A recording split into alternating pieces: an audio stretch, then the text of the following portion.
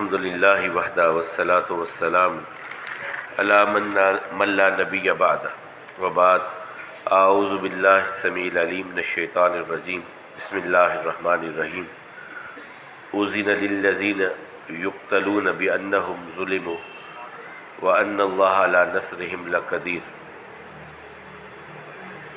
اللہم صلی علی محمد وعلی آل محمد کما صلیت علی ابراہیم وعلى آل ابراہیم انک حمید مجید اللہم بارک علی محمد وعلى آل محمد ما بارکت علی ابراہیم وعلى آل ابراہیم انک حمید مجید رب اشرح لی صدری ویسر لی امری واحلل عقدۃ من لسانی یفقہوا قولی۔ محترم حضرات، ہم کل بات کر رہے تھے اذان کے حوالہ سے اور نماز کی جو ترتیب بدلی، اور اللہ کے حبیب علیہ الصلوۃ والسلام پہلے 2 رکعت اور پھر 4 رکعت نماز جو ہو گئی اور یہ تکمیل ہو گئی، سفر میں وہی رہنے دی گئی اور حضر میں بدل گئی۔ حضرت عائشہ رضی اللہ تعالیٰ عنہ کی رخصتی اور حق مہر کا ادا کیا جانا، یہ وہ واحد حق مہر ہے جو نبی کریم صلی اللہ علیہ وسلم کے سسر نے ہی اپنی بیٹی کو ادا کیا۔ یعنی سیدنا ابو بکر رضی اللہ تعالیٰ جب آئے اور انہوں نے رسول اللہ صلی اللہ علیہ وسلم سے کہا کہ آپ اپنی بیوی اور میری بیٹی کو اپنے گھر کیوں نہیں لے آتے؟ کہا آپ جانتے ہیں کہ حق مہر 500 درہم اور ابھی میرے پاس یہ پیسے نہیں۔ تو حضرت ابو بکر رضی اللہ تعالیٰ نے 500 درہم اپنی طرف سے ادا کیے حضرت عائشہ کو حق مہر کے طور پہ، اور پھر نبی مکرم صلی اللہ علیہ وسلم کی رخصتی ہوئی۔ اور 500 درہم یہ کتنے بنتے ہیں؟ میں ابھی وہ آج یہ بھی ایک سوال سے سوال جب نکلتا ہے تو بہت ساری چیزیں سامنے آتی ہیں۔ ایک تو 500 درہم ہم نے کل بیان کیے تھے کہ سب ازواج مطہرات کے حق مہر ہیں، اور دوسرا ہم نے بیان کیا تھا کہ 10 دینار دے کر کے ابو بکر رضی اللہ تعالیٰ نے مسجد نبوی کی جگہ کو خریدا۔ 10 دینار جو بنتے ہیں یہ تقریباً 4.25 تولے سونا بنتا ہے۔ 10 دینار 4.25 تولے سونا، اس کو آپ ملٹیپلائی کر لیجئے، 3.25 لاکھ کے قریب 1 تولہ بنتا ہے۔ اسے آپ دیکھ لیجئے، یہ تقریباً 10 لاکھ سے اوپر کی جگہ جاتی ہے جو خریدی ابو بکر رضی اللہ تعالیٰ نے اس وقت رسول اللہ صلی اللہ علیہ وسلم کے کہنے پر مسجد نبوی کے لیے۔ 4.25 تولے، یہ ذہن میں رکھیں۔ اور جو ہے 500 درہم، یہ چاندی کے سکے ہوتے تھے، ان کا وزن 500 سکوں کا بنتا تھا 132 تولے تقریباً، 132 تولے، اور اس وقت کے حساب سے وہ تقریباً 3.5 پونے 4 لاکھ روپے حق مہر ہے جو آقا کریم علیہ السلام نے سیدہ عائشہ کے لیے یا باقی ازواج مطہرات کے لیے ادا کیا۔ تو وہ 32 روپے اور یہ سب معاملات ایسے ہی ہیں ہماری زندگی میں۔ اب یہاں پر کچھ سریے اور غزوے ہوئے ہیں۔ سریہ جس طرح کل میں نے آخر پہ آپ کو بتلایا تھا کہ وہ مہم جس میں صحابہ کرام کو رسول اللہ صلی اللہ علیہ وسلم نے بھیجا اور وہ کافروں کے مقابلے میں گئے یا رسول اللہ صلی اللہ علیہ وسلم کے کسی بات کی تعمیل کے لیے گئے، ان کی تعداد 55 بنتی ہے۔ 55 پہلا سریہ، اس میں جو رسول اللہ صلی اللہ علیہ وسلم نے بھیجا وہ سیدنا حمزہ رضی اللہ تعالیٰ عنہ کو بھیجا تھا، اپنے چچا کو، سیدنا حمزہ رضی اللہ تعالیٰ عنہ کو بھیجا تھا پہلا سریہ، اور آخری سریہ سیدنا علی رضی اللہ تعالیٰ عنہ کو بھیجا گیا تھا یمن کی طرف، یہ آخری سریہ ہے۔ اسی طرح غزوات کی تعداد 28 کے قریب کہی جاتی ہے، اور نبی مکرم صلی اللہ علیہ وسلم کا بدر سے پہلے 4 غزوے ہو چکے تھے، بدر سے پہلے 4 غزوے ہو چکے تھے، 5واں بدر بنتا ہے۔ اور یہ آخری غزوہ جو تھا وہ تبوک کا غزوہ تھا نبی مکرم صلی اللہ علیہ وسلم، جس میں بنفس نفیس شامل ہوئے۔ لڑائی ہوئی یا نہیں ہوئی، رسول اللہ صلی اللہ علیہ وسلم جس معرکے میں ساتھ شامل ہیں اسے غزوہ کہا جاتا ہے، یہ تعارف کے طور پہ ہے۔ پہچان کے طور پر ہے، تاکہ پتہ چل جائے جب غزوہ آئے تو فوراً ذہن میں آ جائے کہ اس میں رسول اللہ صلی اللہ علیہ وسلم شامل ہوئے تھے، اور سریہ کا سمجھ جائے کہ اس میں رسول اللہ صلی اللہ علیہ وسلم شامل نہیں ہوئے تھے۔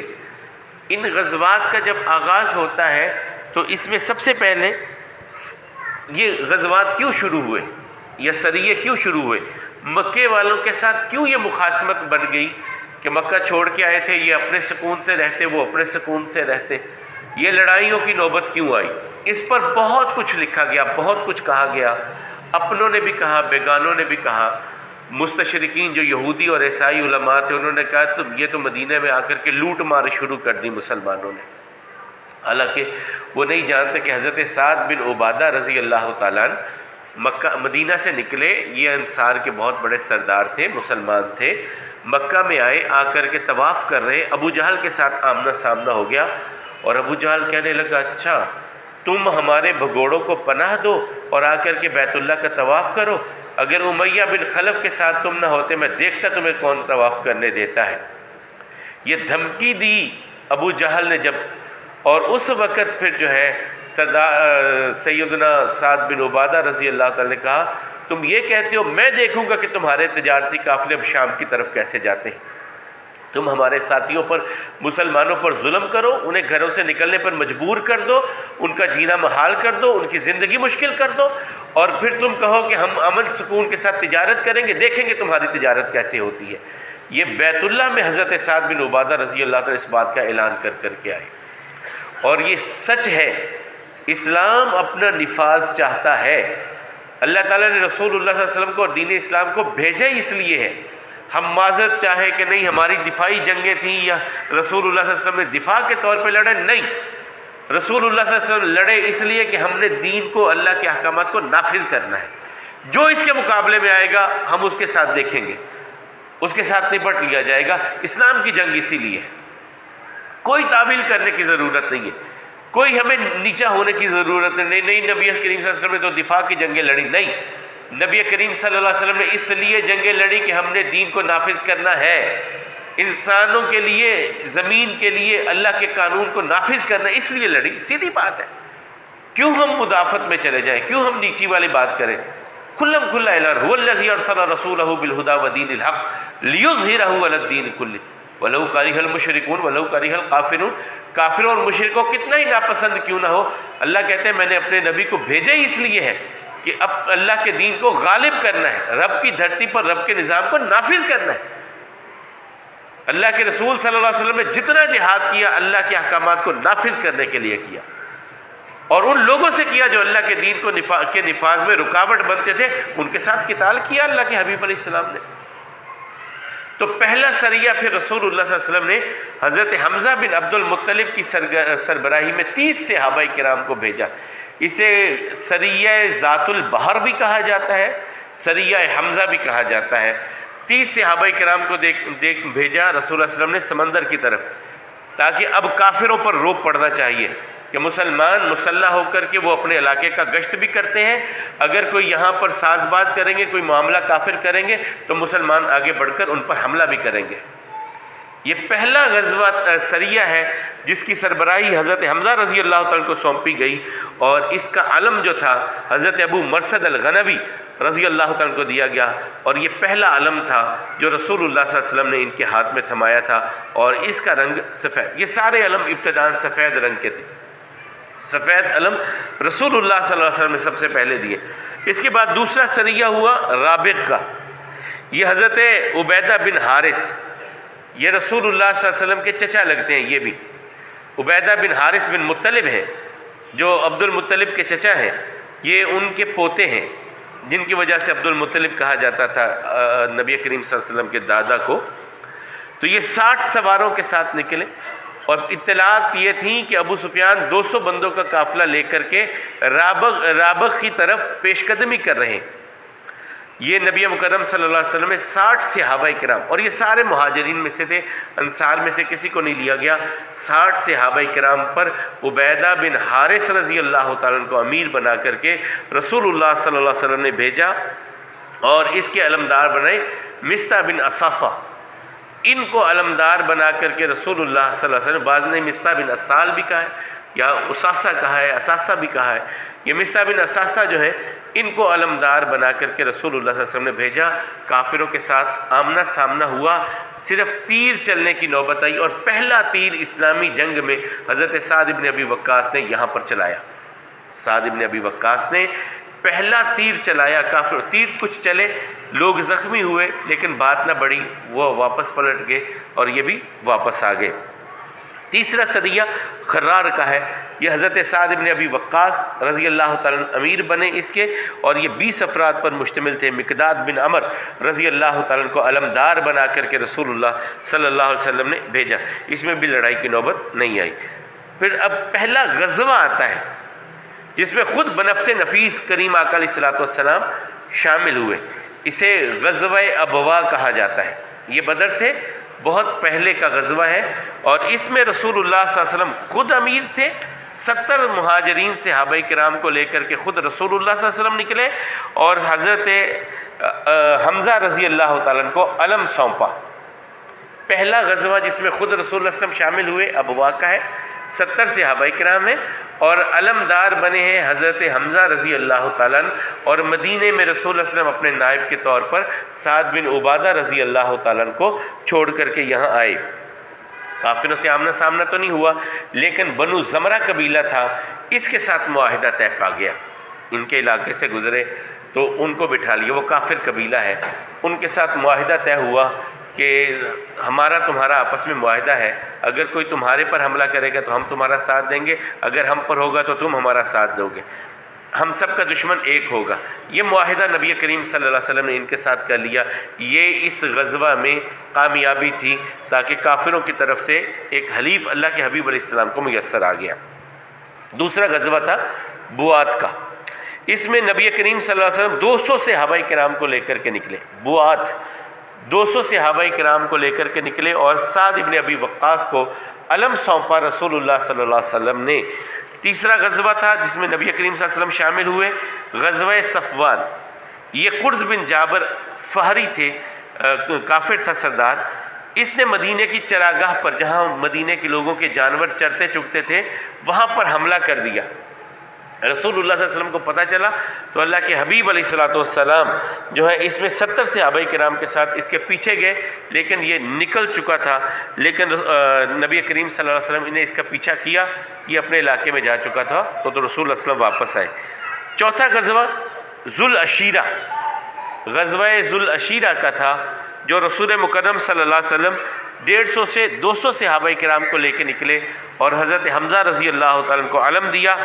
اس میں بھی کافروں سے مقابلہ تو نہیں ہوا، لیکن بنو مدلج قبیلہ جس کے سراقہ بن مالک تھے، جنہوں نے پیچھا کیا تھا رسول اللہ صلی اللہ علیہ وسلم کا اور خط لکھا تھا، ان کے ساتھ معاہدہ طے پا گیا کہ ہم آپس میں لڑائی نہیں کریں گے۔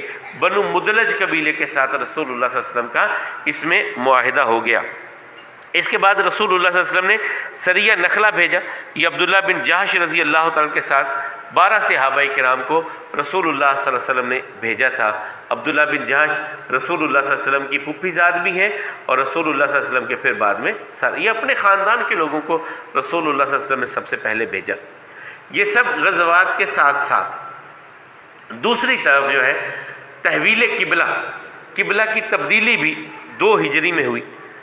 قبلہ تبدیل ہوا، پہلے بیت المقدس کی طرف، جس طرح میں نے پہلے بتایا کہ رسول اللہ صلی اللہ علیہ وسلم نماز پڑھتے بیت المقدس کی طرف منہ کر کے۔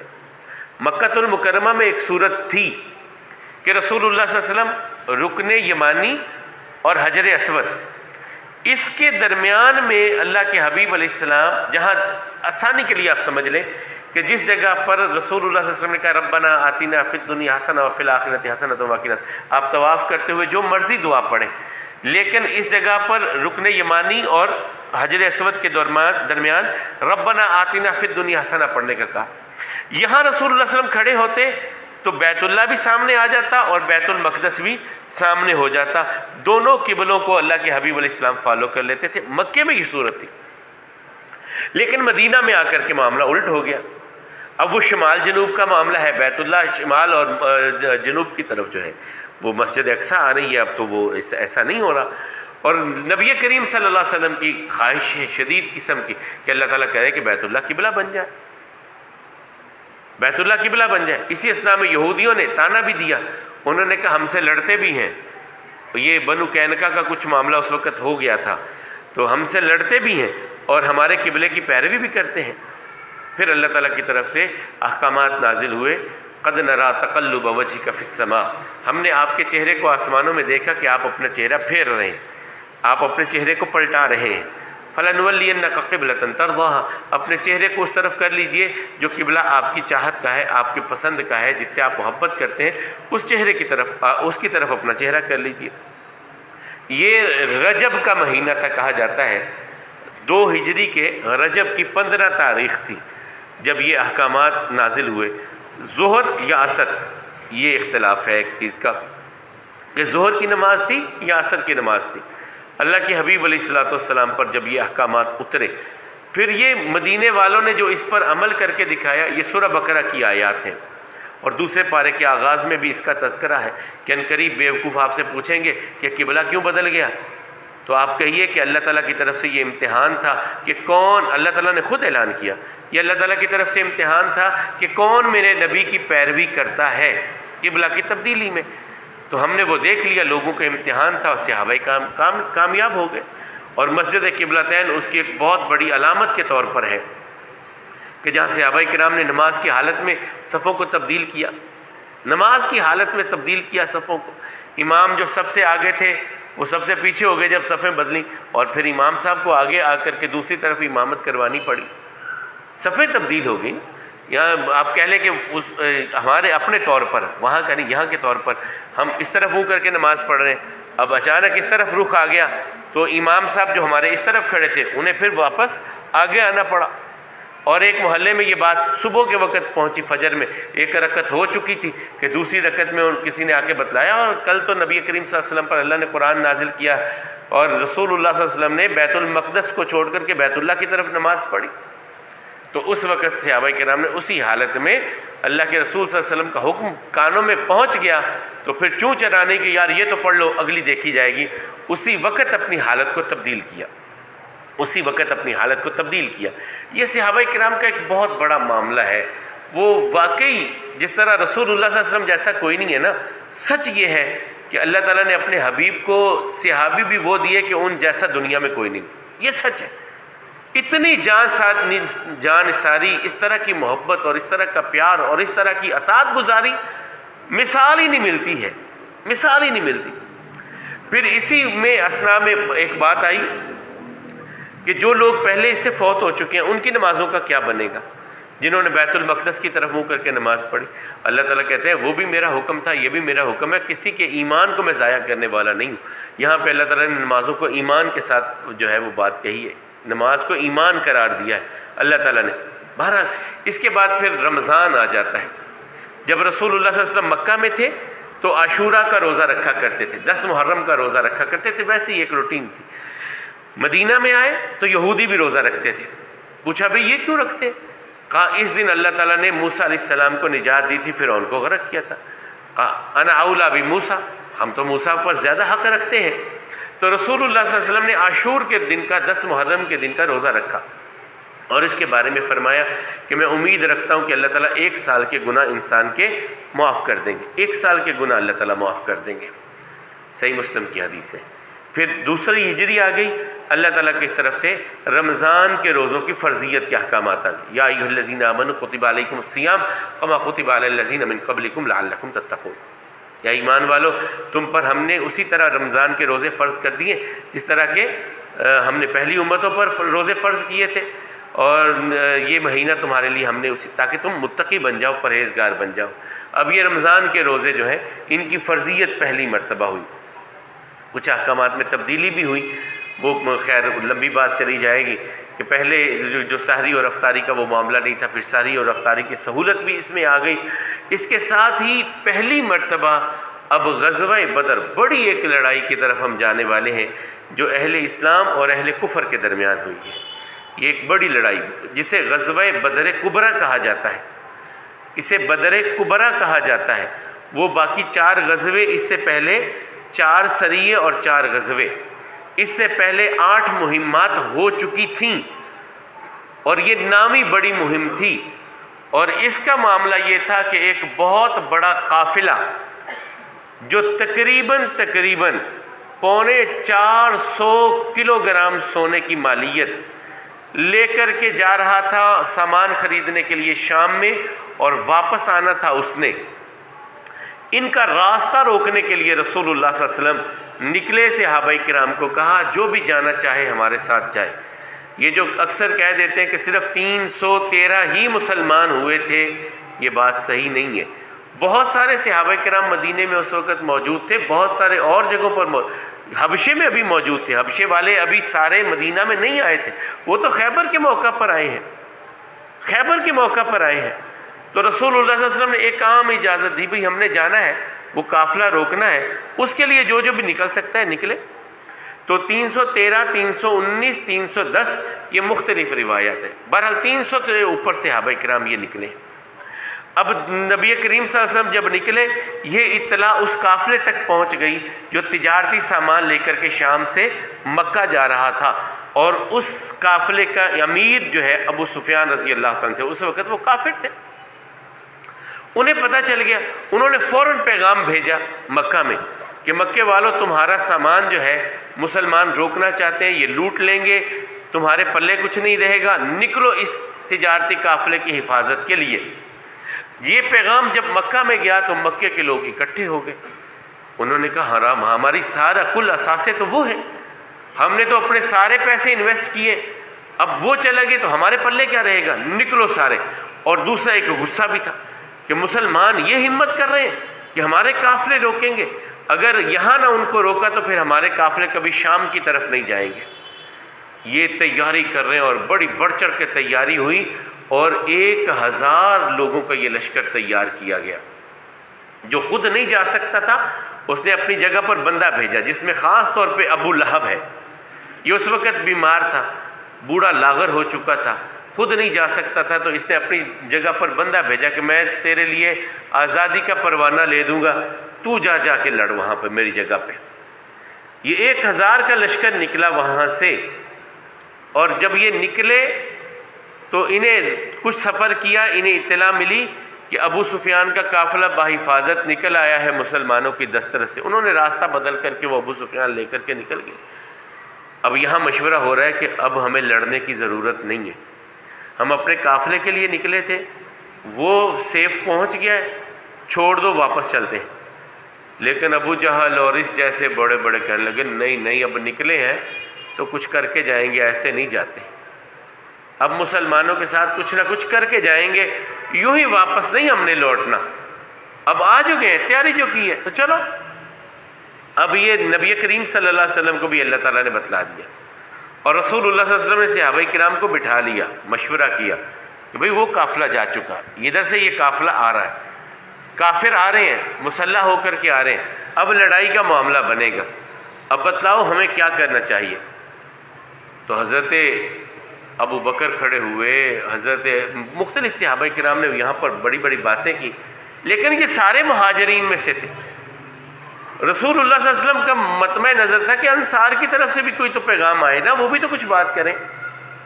تو حضرت سعد بن معاذ رضی اللہ تعالیٰ عنہ کھڑے ہوئے، یا رسول اللہ صلی اللہ علیہ وسلم، آپ ہمارے بارے میں ہم سے رائے لیتے ہیں؟ جہاں آپ کا پسینہ ہوگا ہمارا خون ہوگا، آپ ہمیں جہاں کہیں گے، جس انداز میں کہیں گے، جس لمحے کہیں گے، جس سے کہیں گے، ہم تیار ہیں، آپ پر دین کے لیے جانیں قربان کرنے کے لیے ہم تیار ہیں۔ اب یہ مشورہ مشاورت ہوگی، اب یہ بدر کے مقام پر پہنچے، رسول اللہ صلی اللہ علیہ وسلم بھی اور کافر بھی بدر کے مقام پر پہنچے۔ یہ بدر کہتے ہیں کنواں تھا، یہ مدینہ اور مکے کے درمیان میں راستے میں، مکہ سے مدینہ سے غالباً 150 کلومیٹر کی دوری سے کہا جاتا ہے۔ ایک کنواں تھا، بعض نے کہا کہ یہ ایک بندے کا نام تھا جس کے نام پر یہ کنواں تھا، یا ویسے یہ کنواں تھا جسے بدر کہا جاتا ہے۔ وہاں پر آ کر کے پڑاؤ ڈال دیے گئے، ایک عریش بنایا گیا، چھپرا سا بنایا گیا رسول اللہ صلی اللہ علیہ وسلم کے لیے۔ وہاں وہ مسجد بھی ہے جسے عریش کہا جاتا ہے، مسجد عریش، وہاں رسول اللہ صلی اللہ علیہ وسلم کے لیے اور صحابہ کرام نے باہم مشورہ کیا کہ یا رسول اللہ صلی اللہ علیہ وسلم میدان لگے گا، ظاہر ہے کافر بھی تیاری کر کے آئے ہیں، ہم بھی آئے ہیں، تو اگر خدا نہ خواستہ نتیجہ مختلف نکلتا ہے، مسلمانوں کو شکست ہو جاتی ہے، یہاں آپ کے لیے ایک سواری موجود رہے گی، آپ اس پر بیٹھ کر کے مدینے چلے جائیے گا۔ جو مدینے کے لوگ ہیں ہم سے زیادہ آپ سے محبت کرنے والے ہیں، وہ آپ کی ہم سے زیادہ حفاظت کریں گے۔ آپ کا رہنا یہ زیادہ معنی رکھتا ہے، یہاں پر مدینہ میں آپ کا رہنا زیادہ بہتر ہے کہ یہاں پر آپ میدان میں رہیں۔ یہ خیر صحابہ کرام کا آپس کا مشورہ تھا۔ اب رات پڑنے لگی، رسول اللہ صلی اللہ علیہ وسلم کے عریش کے لیے اب چوکی دار تلاش کیا ہے، کون یہاں پر حفاظت کے لیے رسول اللہ صلی اللہ علیہ وسلم کے کھڑا ہوگا۔ تو حضرت ابو بکر رضی اللہ تعالیٰ کو عریش بدر میں رسول اللہ صلی اللہ علیہ وسلم کی چوکیداری کے لیے، نگہبانی کے لیے، رسول اللہ صلی اللہ علیہ وسلم کی حفاظت کے لیے ان کو چوکیدار بنا کر کے یہاں پر کھڑا کیا گیا، حضرت ابو بکر رضی اللہ تعالیٰ کو۔ اور اللہ کے حبیب علیہ السلام نے اشارتاً بتلایا، بھئی یہ میدان کل سجے گا، یہاں فلاں کافر مرے گا، یہاں فلاں، یہاں فلاں، یہاں فلاں، یہاں فلاں، یہاں فلاں، ان کی نشاندہی بھی کر دی اللہ کے حبیب علیہ السلام نے کہ کافر سردار قتل بھی ہوں گے اور یہاں ان کی لاشیں گریں گی۔ اور اس ماحول میں جب سامنے کافروں کا لشکر ہے، اس طرف مسلمانوں کا ہے، یہ بھی ہو سکتا ہے وہ رات کو حملہ کر دیں۔ اللہ تعالیٰ نے اہل ایمان پر، یہ سورہ انفال میں اس کا پورا نقشہ اللہ تعالیٰ نے بیان کیا ہے۔ سورہ انفال میں اللہ تعالیٰ نے اس کا پورا ایک نقشہ بیان کیا ہے کہ ہم نے تم پر نیند طاری کر دی، سکون عطا کر دیا، اطمینان تمہیں دیا، اس رات میں بھی ہم نے سکینت تم پر نازل کی۔ اور دوسری چیز وہاں پر اللہ تعالیٰ کی طرف سے ہوئی، بارش ہو گئی۔ اب جہاں صحابہ کرام تھے، رسول اللہ صلی اللہ علیہ وسلم تھے، یہ ریتلی جگہ تھی، بارش ہوئی تو یہ بالکل زمین جو ہے وہ سخت ہو گئی، پاؤں ٹکنے لگے۔ اور دوسری طرف کافر تھے، ادھر جب یہ پانی بہہ کر کے گیا تو وہ کچی زمین تھی، دلدلی زمین بن گئی۔ یہ بھی اللہ تعالیٰ کی طرف سے ایک پہلی نصرت اہل ایمان کے لیے ہوئی۔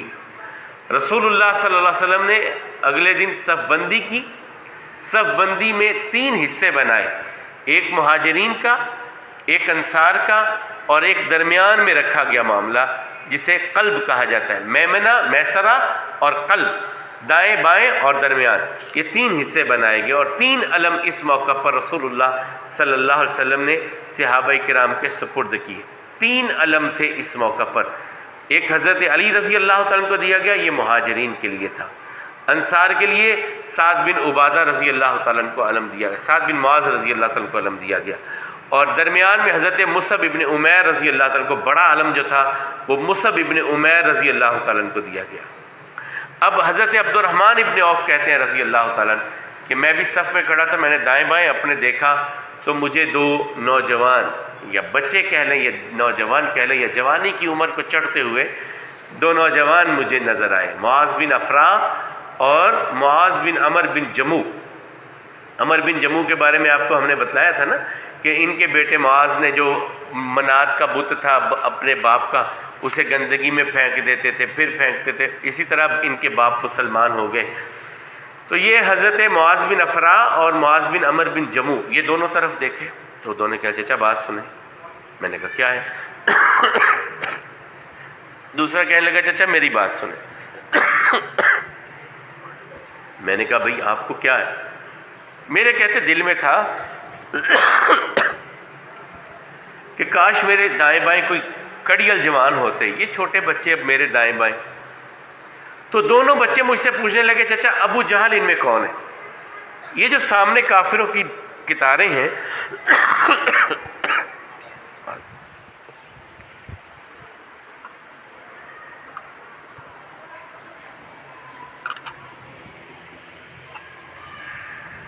ان میں ابو جہل کون ہے؟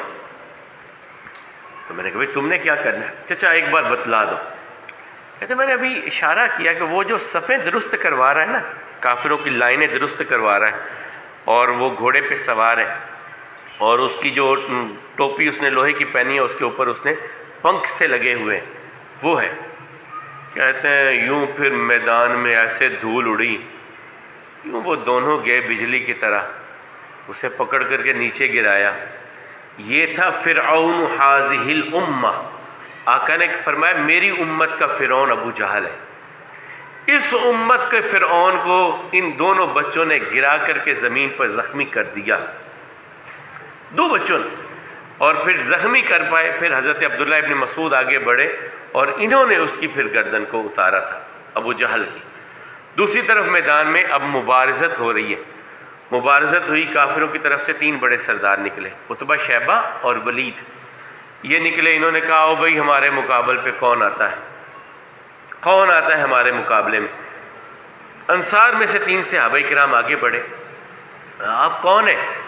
کہا ہم خزرج قبیلے کے ہیں۔ کہ بھی ہمارا تمہارا مقابلہ نہیں ہے، ہمارے مقابلے میں ہمارے جیسے بندے آئیں، کوئی قریشی آئیں، ہمارے جیسے آئیں۔ اب رسول اللہ صلی اللہ علیہ وسلم نے 3 بندے اپنے خاندان کے نکالے، حضرت حمزہ، حضرت علی اور حضرت عبیدہ بن حارث۔ عبیدہ بن حارث یہ بھی نبی کریم صلی اللہ علیہ وسلم کے، میں نے آپ کو بتایا کہ چچا لگتے تھے، رسول اللہ صلی اللہ علیہ وسلم کے چچا لگتے تھے، عبیدہ بن حارث۔ اب یہ تینوں جو ہیں آئے سامنے، کون؟ علی، حمزہ، عبیدہ۔ اب یہ تینوں نے کہا بھئی آؤ کرو حملہ۔ تو پہلی ضرب لگائی ہے حضرت حمزہ رضی اللہ تعالیٰ نے شیبہ کو، ختم کر دیا۔ علی رضی اللہ تعالیٰ کے سامنے ولید آیا، ختم کر دیا۔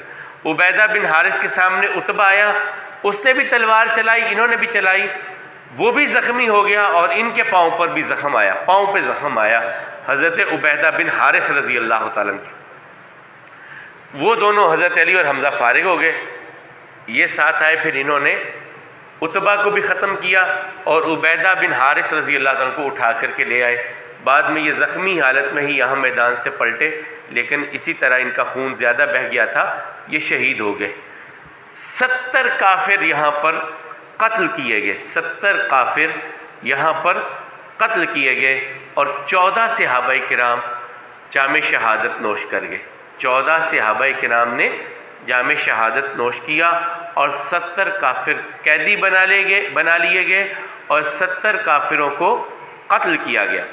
اور پھر اللہ کے مال غنیمت بھی آیا، باقی کافر بھاگ گئے، اور اللہ کے حبیب علیہ السلام کے لیے پھر، یا ملت اسلامیہ کے لیے پہلی مرتبہ مسئلہ آیا کہ یہ جو مال آیا ہے اسے اب کیا کرنا ہے۔ جو کافر مال چھوڑ کے، تلواریں چھوڑ کے، گھوڑے چھوڑ کے، اونٹ چھوڑ گئے، یا کچھ سامان چھوڑ گئے، تلواریں ہیں، نیزے ہیں، یہ کیا کیا جائے گا ان کو؟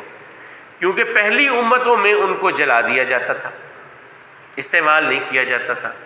اب ہم کیا کریں؟ اس کے بارے میں سورہ انفال ہی میں اللہ تعالیٰ نے پہلا حکم ہی یہ آیا، یسألونک عن الانفال، آپ سے انفال کے بارے میں، نفل کی جمع انفال ہے۔ مال غنیمت کو مال غنیمت بھی کہا گیا اور انفال بھی کہا گیا۔ انفال جو ہوتا ہے یہ نفل سے ہے، نفل چیز ہوتی زائد۔ جہاد مسلمانوں کا مال کے لیے نہیں ہوتا، مسلمانوں کا جہاد ہوتا ہے اللہ کے دین کے غلبے کے لیے، اور اس میں جب اللہ کامیابی دے تو ایکسٹرا یہ مال مل جاتا ہے، اس لیے اس کو مال انفال کہا جاتا ہے، یہ انفال ہے۔ تو اس کی تقسیم کے بارے میں پھر احکامات آ گئے، اور نبی کریم صلی اللہ علیہ وسلم نے فرمایا کہ اللہ تعالیٰ نے مجھے یہ فضیلت عطا کی جو کسی نبیوں کو نہیں ملی، مجھے کچھ فضیلتیں ایسی اللہ تعالیٰ نے عطا کی ہیں۔ ایک تو فرمایا کہ اللہ تعالیٰ نے مجھے جامع کلمات عطا فرمائے ہیں، میں چند لفظوں میں بڑی بات کہہ دیتا ہوں، ایک ایک لفظ میں نے جو ادا کیا، اور یہ سچ ہے، رسول اللہ صلی اللہ علیہ وسلم کی زبان اطہر سے نکلے ہوئے الفاظ کو اگر تشریح کرنے بیٹھے ہیں محدثین تو بڑی بڑی لمبی تشریحات ہوئی ہیں۔ اوتیت جوامع القلم، اور دوسرا آقا علیہ الصلوۃ والسلام نے فرمایا وَأُحِلَّتْ لِيَ الْغَنَائِمُ، میرے لیے غنیمت کے مال کو حلال کر دیا گیا، جو پہلے نبیوں کے لیے حلال نہیں تھا، میرے لیے غنیمت کے مال کو حلال کر دیا گیا۔ جُعِلْتُ لِيَ الْأَرْضُ مَسْجِدًا وَطَہُورًا، میرے لیے ساری زمین کو، پہلے نبیوں کے لیے، امتوں کے لیے یہ نہیں تھا، جہاں بھی جانا ہے عبادت کرنی ہے تو عبادت خانے میں آ کر عبادت کرنی ہے، میرے لیے، میری امت کے لیے آسانی کر دی گئی۔ جہاں نماز کا وقت آ جائے، مسجد نہیں بھی میسر، زمین پاک ہے، نماز پڑھ لو، یہ میرے لیے آسانی کر دی گئی، اور میرے لیے پاکیزگی کا ذریعہ اس کو بنایا گیا۔ اور فرمایا وَنُصِرْتُ بِالرُّعْبِ، اللہ تعالیٰ نے مجھے رعب ایسا عطا کیا ہے کہ میرا دشمن مجھ سے 1 مہینے کی مسافت پر دور ہوتا ہے، لیکن اس کے دل میں میرا خوف ہوتا ہے، میرا ڈر ہوتا ہے۔ یہ رسول اللہ صلی اللہ علیہ وسلم فرماتے ہیں اللہ تعالیٰ نے مجھے یہ فضیلتیں عطا کی ہیں۔ بہرحال بدر کی کامیابی ہو گئی تو اللہ تعالیٰ نے اس میں 1000 فرشتوں کے اترنے کا بھی کہا، 1000 فرشتوں کا۔ اور ایک مرتبہ جبریل نے سوال کیا، یا رسول اللہ صلی اللہ علیہ وسلم آپ اپنے صحابہ میں کس کو سب سے بہتر سمجھتے ہیں؟ تو کہا جو بدر میں شریک ہوئے تھے، کہ اللہ نے ان کو جھانک کر کے دیکھا تھا اور کہا تھا میں نے تم سب کو معاف کر دیا ہے، تم سب کے سب گناہوں کو معاف کر دیا ہے۔ تو جبریل کہنے لگے فرشتوں میں بھی سب سے افضل ان فرشتوں کو سمجھا جاتا ہے جو بدر میں شامل ہوئے تھے، سب سے افضل ان کو گردانا جاتا ہے جو بدر میں شامل ہوئے تھے۔ تو یہ پھر مال غنیمت کے ساتھ ہی اب یہاں سے کافروں کو قیدی بنا کر کے لے جایا جانا ہے، اور ان 313 یا 310 صحابہ کرام میں ایک اور چیز بھی آ گئی ہے، وہ تھی کہ رسول مکرم صلی اللہ علیہ وسلم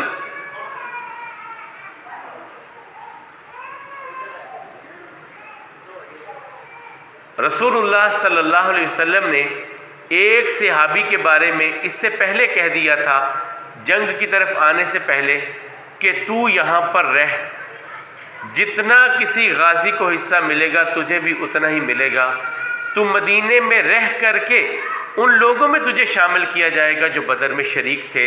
یہ حضرت عثمان بن عفان رضی اللہ تعالیٰ عنہ تھے۔ رسول اللہ صلی اللہ علیہ وسلم کی بیٹی سیدہ رقیہ بیمار تھیں، تو حضرت عثمان جانے لگے تو رسول اللہ صلی اللہ علیہ وسلم نے فرمایا کہ عثمان تو اپنی بیوی اور میری بیٹی کی دیکھ بھال کر یہاں ان کے ساتھ رہ، تو بدر میں شامل لوگوں میں شمار کیا جائے گا، یہ رسول اللہ صلی اللہ علیہ وسلم نے کہا۔ پھر یہ لوگ مدینہ میں آئے، ان کے ساتھ کیا معاملات کیے تو وقت کم پڑتا جا رہا ہے، میں نے آگے ایک چیز جو کل بھی وعدہ کیا تھا اس کی طرف اب آتے ہیں، باقی جو بھی معاملات ہوں گے ہم انشاءاللہ کل بیان کرنے کی کوشش کریں گے۔ اس کے ساتھ ہی ان قیدیوں کا کیا کیا، اس وقت جیل تو نہیں تھی، قیدیوں کو کیسے رکھا گیا، کیا انہیں چھوڑ دیا گیا، چھوڑا تو کس طرح چھوڑا، ان قیدیوں میں کون کون سی بڑی شخصیات شامل تھیں، بڑی شخصیات کون کون سی شامل تھیں، ان کے نام بھی انشاءاللہ کل بتلائیں گے۔ پھر ان کا جو ہے آزاد ہونا کس طرح ہوا وہ بھی انشاءاللہ ہم بیان کریں گے۔ تو رسول اللہ صلی اللہ علیہ وسلم کے حلیہ مبارک کے بارے میں نے کل آپ سے کہا تھا یہ 2 جگہ سے روایت ہے۔ ایک حضرت حسن رضی اللہ تعالیٰ نے اپنے ماموں حضرت ہند بن ابی حالہ، حضرت ہند بن ابی حالہ یہ حضرت خدیجہ کے پہلے خامد سے بیٹے تھے، حضرت فاطمہ کے ماں کی طرف سے سگے اور باپ کی طرف سے سوتیلے بھائی ہیں، حضرت ہند بن ابی حالہ، جن کی وجہ سے حضرت خدیجہ ام ہند کہلاتی تھی، ان کی کنیت ام ہند تھی۔ ان سے حضرت حسن رضی اللہ تعالیٰ نے پوچھا ماموں جان مجھے رسول اللہ صلی اللہ علیہ وسلم کا حلیہ بیان کیجیے۔ تو انہوں نے کہا کان رسول اللہ صلی اللہ علیہ وسلم فخمن مفخما، رسول اللہ صلی اللہ علیہ وسلم کی ذات جو تھی وہ بڑی دل آویز تھی، بڑی دل میں اتر جانے والی تھی، جو دیکھنے والوں پر عظمت اور ہیبت کے اثرات چھوڑتی تھی، ایسی شخصیت تھی۔ یتلعلع وجہہ تلعلع القمر لیلۃ البدر، کریم آقا علیہ الصلوۃ والسلام کا چہرہ ایسا روشن تھا کہ جس طرح بدر یعنی 14ویں کا چاند ہوتا ہے اس طرح روشن چہرہ تھا رسول اللہ صلی اللہ علیہ وسلم کا۔ اطول من المربوع، چھوٹے قد والوں سے قد بڑا تھا، واکثر من المشذب، جو لمبے قد والے تھے ان سے چھوٹا تھا، یعنی درمیانہ قد تھا، نہ چھوٹا تھا نہ بہت لمبا تھا، درمیانہ قد تھا رسول اللہ صلی اللہ علیہ وسلم کا۔ عظیم الحامہ، سر مبارک تھوڑا سا بڑا تھا، رجل الشعر، بال بڑے گھنے اور مضبوط تھے، ان انفرقت عقیقتہ فرقہ والا فلا یجاوز شعرہ شہمت اذنیہ اذا ہوا وفرہ، رسول اللہ صلی اللہ علیہ وسلم کے بال اس طرح کے تھے کہ اگر انہیں کھولے چھوڑتے تو فوراً سائڈوں پہ نیچے لٹک جاتے، یعنی وہ آپس میں الجھے ہوئے نہیں ہوتے تھے، سیدھے ہو جاتے تھے، اسٹریٹ بال تھے رسول اللہ صلی اللہ علیہ وسلم کے، اور یہاں پر آ کر کے ہلکے سے گنگریالے ہو جاتے تھے، اور جب سیدھا کرتے بالوں کو تو درمیان سے مانگ نکالتے تھے رسول اللہ صلی اللہ علیہ وسلم۔ اور اللہ کے حبیب علیہ السلام کے بال، یہ کانوں کی یہ جو ابتدا ہے یہاں تک، اور کبھی زیادہ بڑھ گئے تو یہ شانہ مبارک تک، یہاں تک رسول اللہ صلی اللہ علیہ وسلم کے بال آتے تھے۔ یہ حضرت ہند بن ابی حالہ بیان کر رہے ہیں۔ ازہر اللون، پھولوں کی طرح کا رنگ تھا، کھلا ہوا چہرہ تھا۔ واسع الجبین، یہ پیشانی بڑی کشادہ تھی۔ ازج الحواجی، یہ نبی کریم صلی اللہ علیہ وسلم کی پلکیں بڑی تیکھی تھیں، سوابغ فی غیر قرن بینہما عرق یضرہ الغضب، یہ جو میں نے پہلے بھی بتایا تھا کہ یہاں پر ایک رگ تھی، اس جگہ پر جب کبھی کسی چیز سے ناراض ہو جاتے تو یہ رگ پھول جاتی، اس میں جس طرح خون آ جاتا ہے ایسے ہو جاتا تھا نبی مکرم صلی اللہ علیہ وسلم کا۔ اقن العرینین، پلکیں کشادہ تھیں رسول اللہ صلی اللہ علیہ وسلم کی، پلکیں بڑی تھیں اور ان کے درمیان خلا تھا، یہ جو آپ کہہ لیں یہ بھویں ہوتی ہیں ان کے درمیان۔ اقن العرین، ناک تھوڑا سا آگے سے بلند تھا۔ لہو نور یعلو، اور یوں لگتا جو ابتداء ایسے دیکھتا کہ جس طرح ناک کے باندھنے پر ایک روشنی ہے، ایک نور ہے، اس طرح رسول اللہ صلی اللہ علیہ وسلم کے لگتا۔ یحسبہ من لم یتعملہ اشم، جو پہلی مرتبہ دیکھتا تو اسے ایک نور اور روشنی نظر آتی۔ قص اللحیہ، نبی مکرم صلی اللہ علیہ وسلم کی داڑھی مبارک بھاری تھی، لیکن اس طرح نہیں تھی کہ وہ الجھے ہوئے بال نہیں تھے، سیدھے بال تھے۔ اور فرمایا سہل الخدین، یہ گال جو تھے نہ بہت ابھرے تھے نہ بالکل پچکے ہوئے تھے، درمیانے تھے۔ ذلی الفم، منہ تھوڑا سا کشادہ تھا، عام نسبت سے تھوڑے سے آپ کہہ لیں کہ کشادگی تھی یہاں پر۔ مفلج الاسنان، دانت سفید تھے لیکن تھوڑا سا ابتدائی دانتوں میں ہلکا سا خلا آتا تھا، تھوڑا سا خلا، درمیان میں تھوڑا سا دانتوں کے خلا تھا۔ دقیق المسربہ کعنہا، اور نبی کریم صلی اللہ علیہ وسلم کے دانت سفید اور جس طرح آبدار ہوتے ہیں، پانی کی ایک تہ چڑھی ہوتی ہے۔ اگر آپ اس کو دوسری انداز میں سمجھیں کہ جس طرح جب کسی پتھر کی رگڑائی ہو کر کے پالش کیا جاتا ہے نا تو اسے ایسے لگتا ہے جیسے اس کے اوپر پانی کی ایک تہ جم گئی، اس طرح نبی مکرم صلی اللہ علیہ وسلم کے دانت جو تھے ان پر جس طرح آبدار کا مطلب یہ تھا کہ جس طرح اس پر ایک جو ہے وہ چمکدار سی تہ تھی دانتوں کے اوپر۔ قعن عنقہ جید دمیۃ فی صفاء الفضہ، گردن تھوڑی لمبی تھی، گردن جو تھی تھوڑی لمبی، اور جس طرح ہرنی کی ہوتی ہے، اور اس طرح تھی دمیۃ فی صفاء الفضہ، جس طرح چاندی ہوتی ہے، جس طرح چاندی میں ڈھلی ہوئی ہوتی ہے، فضہ چاندی۔ معتدل خلق، پورا جسم اعتدال میں تھا۔ بادن المتماسکن، اللہ کے حبیب علیہ السلام کا جسم جو تھا وہ بڑا ہی باوقار تھا۔ سوى البطن والصدر، نبی مکرم صلی اللہ علیہ وسلم کے سینے پہ بال نہیں تھے، باریک باریک سے تھے، یہ بھی آگے بات آئے گا۔ عریض الصدر، سینہ چوڑا تھا، اللہ کے حبیب علیہ السلام کا سینہ چوڑا۔ عریض الصدر، بعید ما بین المنکبین، یہ کندھوں کے درمیان دوری تھی، یعنی چوڑا سینہ، پیچھے سے بھی اور آگے سے بھی چوڑائی تھی سینے میں۔ زخم القرادیس، اعصاب بڑے مضبوط تھے، جوڑ مضبوط جوڑوں کے مالک تھے، ڈھیلے نہیں تھے اعصاب، جوڑ نبی کریم صلی اللہ علیہ وسلم کے۔ انور المتجرد، موصول بین ما بین اللبۃ والسرۃ بشعر یجری کالخط، یہاں نبی کریم صلی اللہ علیہ وسلم کی ایک باریک سی لائن تھی، یہاں سے باریک سی لائن تھی بالوں کی، یہ نبی مکرم صلی اللہ علیہ وسلم کے لیے، یہاں پر زیادہ بال سینے پر نہیں تھے۔ اور پھر دوسری جگہ پہ انہوں نے اور بھی ایک بات کہی یہاں پر، عاری الصدین والبطن، یعنی سینے پر فرنٹ میں زیادہ بال، مما سوا اشر الذراعین والمنکبین، کندھوں کے اوپر یہاں پر کچھ بال تھے، اور یہ جو ذراع ہے یہ یہاں سے یہاں تک، یہاں پر بال تھے رسول اللہ صلی اللہ علیہ وسلم کے۔ والی طویل زندگی۔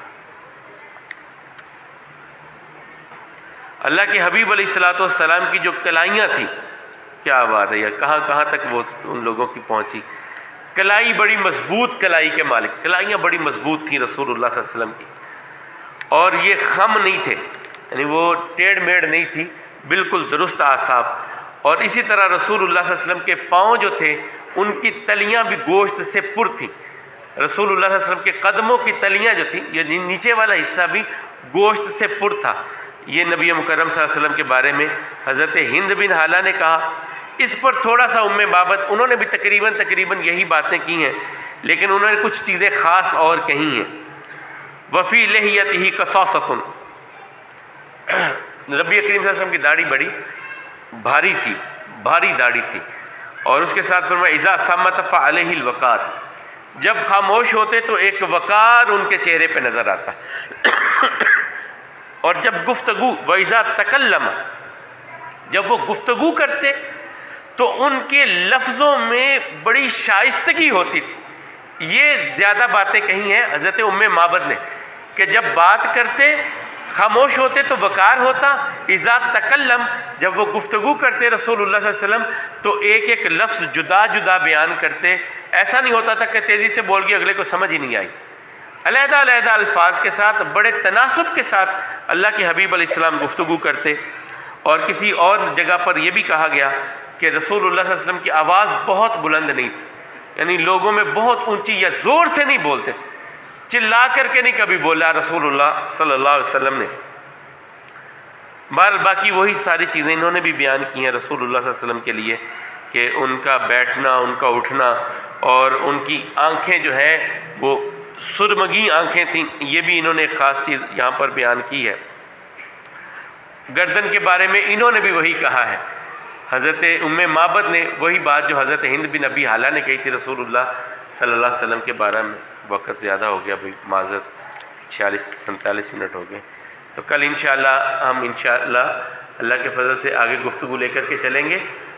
ہم بات کل جو سوالات کل کے ہوں گے کہ غزوہ بدر سے پہلے کتنے غزوے ہو چکے تھے اور کتنے سریہ ہو چکے تھے، سریہ اور غزوہ میں کیا فرق ہوتا ہے، یہ کل کے سوالات ہوں گے۔ سریہ اور غزوہ میں کیا فرق ہوتا ہے، بدر سے پہلے کتنے غزوے ہو چکے تھے، بدر کا تذکرہ قرآن کریم کی کس صورت میں اللہ تعالیٰ نے کیا ہے، ٹھیک ہے، اور بدر میں نبی مکرم صلی اللہ علیہ وسلم نے کن کن کو علم عطا کیے تھے، یہ کل، اور عریش بدر میں پہرے داری رسول اللہ صلی اللہ علیہ وسلم کی کن کے لیے تھی، اور مدینہ میں کس صحابی کو چھوڑ کے آئے تھے جن کے لیے رسول اللہ صلی اللہ علیہ وسلم نے کہا تھا کہ تو بدر میں شریک سمجھا جائے گا، اور نبی قبلتین، قبلہ کی تبدیلی 2 ہجری میں ہوئی، یہ بھی کل کا سوال ہوگا۔ 15 رجب 2 ہجری میں قبلہ تبدیل ہوا مسجد اقصیٰ سے بیت اللہ کی طرف۔ اسی سال رمضان کے روزے فرض ہوئے، اور بدر 17 رمضان کو ہوئی، اور 17 رمضان کے بعد پھر عید پہلی مرتبہ عید کی نماز بھی ادا کی گئی، اور فطرانہ بھی اسی سال میں ادا کیا گیا۔ باقی اگلے معاملات انشاءاللہ ہم آگے لے کر کے چلیں گے۔ ہمارے کل کے سوال جو تھے ان میں رسول اللہ صلی اللہ علیہ وسلم نے مدینہ میں کس صحابی کے گھر قیام کیا، نام ان کا کیا تھا، کل بھی بات، خالد بن زید رضی اللہ تعالیٰ تھے۔ مواخات مدینہ، یہ مسلمانوں کی آپس میں جو مواخات اور بھائی چارہ قائم کروایا گیا، یہ کس صحابی کے گھر میں تھا، انس بن مالک رضی اللہ تعالیٰ عنہ۔ اور مدینہ میں سب سے پہلے جو بچے پیدا ہوئے، عبداللہ بن زبیر بن عوام بن خویلد، یہ حضرت خدیجہ رضی اللہ تعالیٰ عنہ کے بھتیجے زبیر بن عوام، نبی مکرم صلی اللہ علیہ وسلم کے پھپھی زاد بھائی، رسول اللہ صلی اللہ علیہ وسلم کے ہم زلف، ان کے بیٹے عبداللہ بن زبیر، اور انہی کی وجہ سے حضرت عائشہ بھی اپنے آپ کو ام عبداللہ کہلایا کرتی تھیں رسول اللہ صلی اللہ علیہ وسلم کے کہنے کی وجہ سے۔ میثاق مدینہ، جو یہودیوں اور مسلمانوں کے درمیان معاہدہ ہوا، یہ کس صحابیہ کے گھر میں ہوا، رملہ بنت حارث، رملہ بنت حارث، یہ صحابی ہیں۔ ان کے گھر کا ایک اور نام بھی میں نے ویسے کل بتایا تھا، وہ سوال نہیں تھا، ویسے بتایا تھا، ان کے گھر کو دار الضیافہ کہا جاتا تھا، مہمان خانہ ان کے گھر کو کہا جاتا تھا۔ ابو بکر رضی اللہ تعالیٰ نے کتنے میں وہ پلاٹ خریدا تھا جس پر مسجد نبوی بنی، 10 دینار، آج میں نے ویسے اس کا بھی بتایا ہے کتنا وزن بنتا ہے سونے کا، 4.25 تولے سونا، 4.25 تولے سونا۔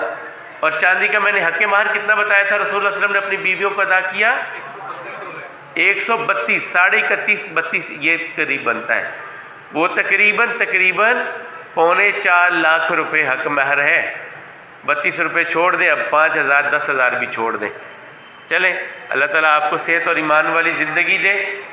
بہت خوشی ہوتی ہے، دل سے دعا نکلتی ہے آپ لوگوں کے لیے، جب آپ سوالوں کے جواب ایسے دیتے ہیں نا، میری ساری تھکاوٹ دور ہو جاتی ہے۔ ایک تو کریم آقا علیہ السلام کی سیرت ہی ایسی ہے، یہ تھکاوٹ ہونے ہی نہیں دیتی، اور جب آپ یہ رسپانس اچھا سا دے دیتے ہیں تو جو تھوڑی بہت ہوتی ہے بھی ہے تھکاوٹ، وہ بھی میری اتر جاتی ہے۔ اللہ آپ کی زندگیوں میں برکت دے، آپ سب کو صحت اور ایمان والی اللہ زندگی عطا فرمائے، اپنے سوا آپ کو کسی کا محتاج نہ کرے۔ اقول قولی ھذا والحمد للہ، استغفر اللہ لی ولکم۔